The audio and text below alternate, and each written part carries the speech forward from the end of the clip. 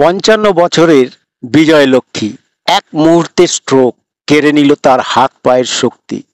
তবুও মানবতার ফেরিওয়ালারা তাকে ভেঙে পড়তে দিলেন না।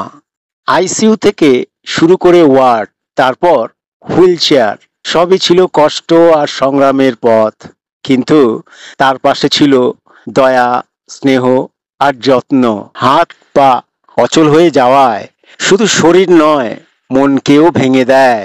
তবুও তিনি খুঁজে পেলেন এক নতুন আত্মবিশ্বাস, কারণ তাকে ঘিরে ছিল সহানুভূতি আর ভালোবাসার শক্তি।